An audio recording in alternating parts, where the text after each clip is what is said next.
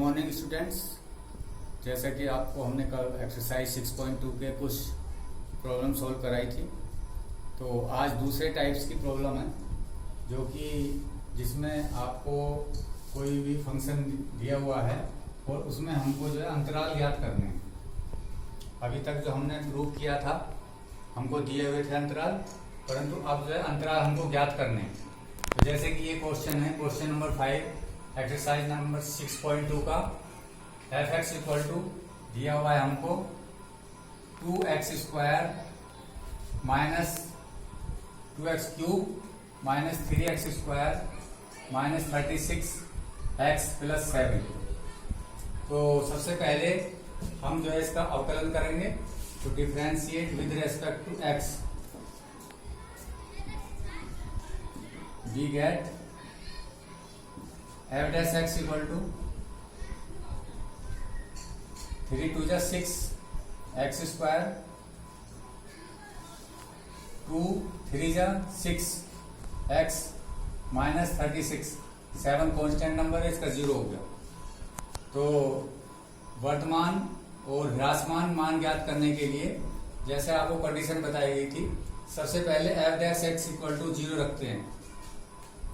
तो f(x) equal to 0 that is 6x² minus 6x minus 36 equal to 0। जैसे कि आपको इसमें जो है 6 आप कॉमन ले सकते हैं बाहर, तो 6 एलसीएम आ गया, x² 6 बाहर आ गया, x² minus x minus 36 equal to 0। तो 6 से जब आप डिवाइड करोगे तो यहाँ पर 6 आएगा। तो 6 is not equal to 0, therefore x² minus x minus 6 equal to 0। इसके आप फैक्टर कर लीजिए, क्या होंगे 3 2 जा 6, तो x² minus 3 plus 2 minus 6 equal to 0, that is x minus 3 और x minus 3 equal to 0। x minus 3 और x प्लस 2 इक्वल टू 0। तो एक बार ये 0 एक बार ये 0, तो x माइनस 3 इक्वल टू 0 और x plus 2 equal to 0, that is x equal to minus 2 और x इक्वल टू 3। तो हमको जो है इसमें जो है दो वैल्यूज प्राप्त हुई हैं, 3 और माइनस 2। अब हमको ये देखना है कि इन दोनों वैल्यूज पर ये किस पर जो है वर्धमान है और किस पर ह्रासमान है। तो जैसे कि आप नंबर लाइन पर यदि देखें, ये नंबर लाइन है, यहाँ पर 0 होता है, तो ये -1 ये -2 और ये 1 2 3। आपको इसमें जो है ये संख्या रेखा को कितने पार्ट्स में डिवाइड कर रही है, 1 2, और जो 3 से आगे का जो पोर्शन है वो भी होगा। और इधर नंबर लाइन पर आप देखते हो -∞, और उधर जो है यदि हम देखें तो +∞। तो हमको जो अंतराल प्राप्त हुए, इसमें कौन कौन से अंतराल प्राप्त हुए। एक अंतराल प्राप्त हुआ -∞, -2 एक। दूसरा अंतराल हमको प्राप्त हुआ -2 से 3, और तीसरा अंतराल हमको प्राप्त हुआ 3 +∞ या पॉजिटिव है। तो अब इन 3 अंतरालों पर हम ज्ञात करेंगे कि ये फलन वर्धमान है या ह्रासमान है। उसके लिए जो कंडीशन है, आपको वर्धमान फलन की कंडीशन आपको बताई हुई है। तो सबसे पहले इस अंतराल पे देख रहे हैं, तो अंतराल माइनस इन्फिनिटी और -2 पर एफ डैश एक्स की वैल्यू क्या होगी? एफ डैश एक्स की वैल्यू क्या होगी? एफ डैश एक्स हियर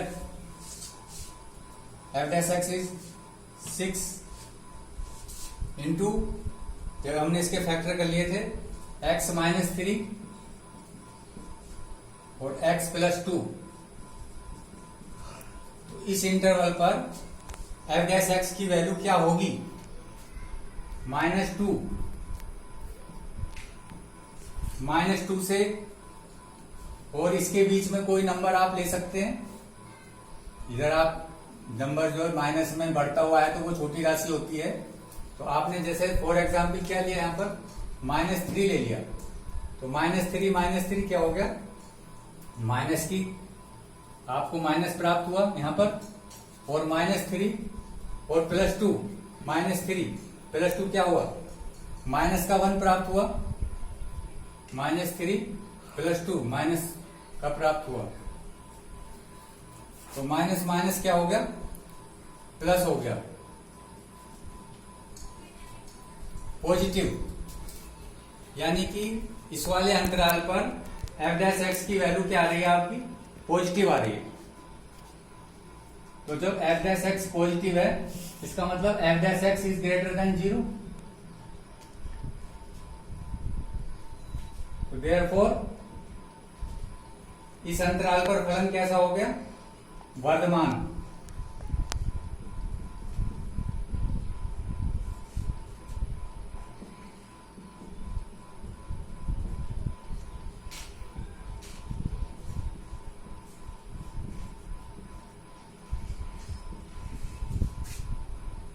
तो इस पर जो है ये फलन क्या हो गया? वर्धमान हो गया। अब आगे देखिए, अब दूसरा इंटरवल है -2 3। -2 3 पर क्या होगा?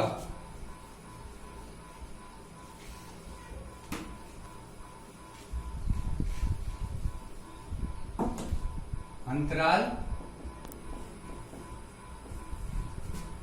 -2 3। यहां पर ध्यान से देखिए, एफ डैश एक्स की वैल्यू कितनी है? ये है। अब यहां पर इसके बीच में कोई नंबर ले लीजिए बच्चों।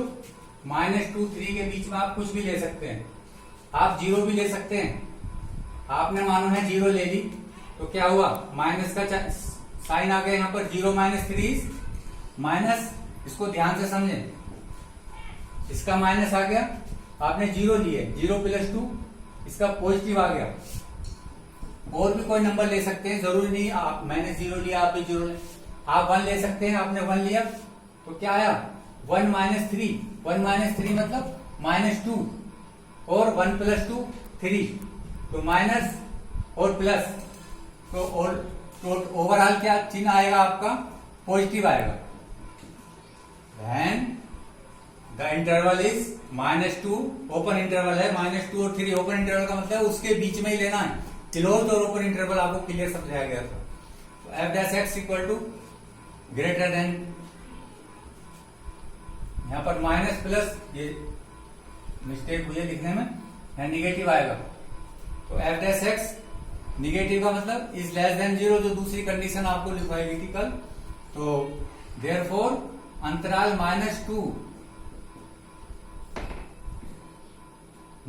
3 पर फलन कैसा है? ह्रासमान है।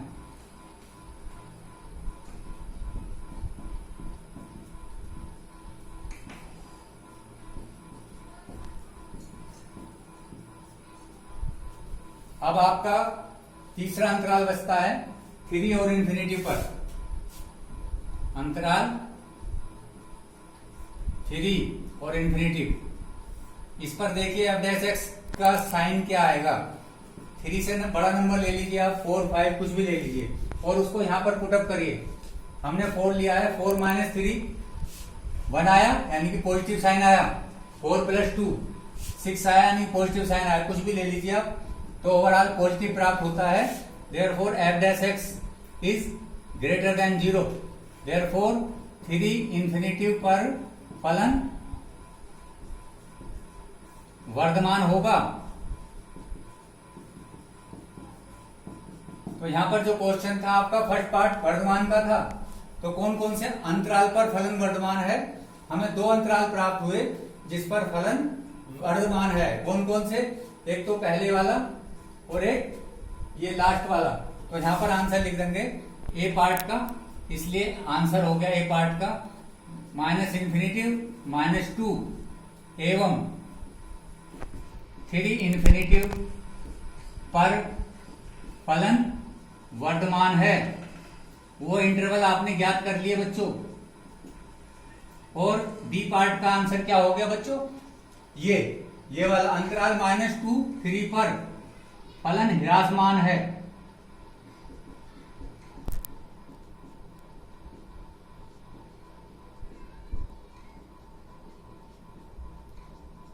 अभी ये और क्वेश्चन करा रहे हैं। हाँ बच्चों, आगे बढ़ते हुए क्वेश्चन नंबर 7 सिद्ध कीजिए कि y equal to log 1 plus x minus 2x upon 2 plus X, x is greater than -1 अपने संपूर्ण प्रांत में एक वर्धमान फलन है। तो हमको वैल्यू इसमें क्या दी हुई है? x is greater than -1। तो हमको ये प्रूव करना है कि एक वर्धमान फलन है। कब? जब x की वैल्यू ग्रेटर देन -1 है। तो जैसे कि अभी हमने क्वेश्चन आउट कराया, उसी को आगे बढ़ाते हुए उसी पैटर्न से, तो हमको क्या दिया हुआ है? y equal to log 1 plus X. तो इसका हमने डिफरेंशिएट कर दिया, तो क्या आ गया? इसमें फॉर्मूला लगा दिया u डैश b, 2x का 2 आ गया, b 2 plus x minus u b dash. तो इसमें खोलने के बाद 2x से 2x कट गया, क्या बचा? 4 अपॉन 2 प्लस एक्स का होल स्क्वायर। अब जो है वर्धमान और ह्रासमान फलन के लिए क्या होगा बच्चों? f dash x is greater than 0।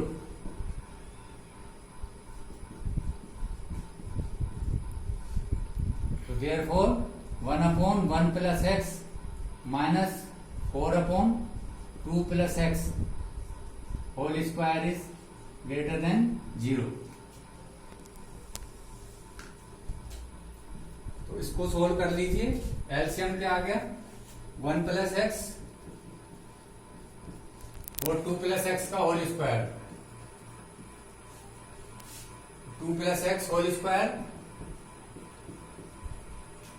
Minus 4 into 1 plus x is greater than 0। 2 plus x का होल स्क्वायर खोलेंगे तो 2 टू जा 4 और 2 टू जा 4 plus x square minus 4 x upon 1 plus x into 2 plus x का whole square is greater than 0। 4x से 4x cancel कर दीजिए, 4 से 4, therefore x square upon 1 plus x 2 plus x whole square is greater than 0। ये inequality है। 11th class में आपको असमीका वाला पार्ट पढ़ाया गया था। अब यहां पर आप ध्यान से देखिए, कभी भी ऐसा मत कर देना कि आप जो है मल्टीप्लाई कर दो, इसकी 0 में मल्टीप्लाई नहीं होगी। यहां पर सोचने वाली बात है, ये जो है x की आप कोई भी वैल्यू रखोगे यहां पर तो इसका स्क्वायर हो जाएगा, तो पॉजिटिव ही आएगा।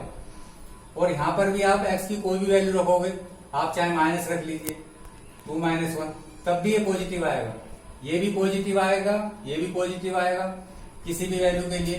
बट 1 प्लस एक्स के बारे में आपको सोचना, 1 प्लस एक्स की वैल्यू क्या हो कि यहां पर कि ये वाला नंबर जो है पूरा होल नंबर इसके पर ग्रेटर देन 0 रहे वर्तमान फलन के लिए। तो उसमें आप x की वैल्यू यदि आपने -1 ले ली तो क्या हो जाएगा? -1 + 1 0 हो जाएगा, और तो 0 हो जाएगा तो अनडिफाइंड हो जाएगा, तो वो भी गलत हो जाएगी। तो यहां पर सोचना है कि 1 प्लस एक्स की क्या वैल्यू ली जाए। तो 1 प्लस एक्स की वो वैल्यू लेनी है जो कि ग्रेटर देन 0 हो।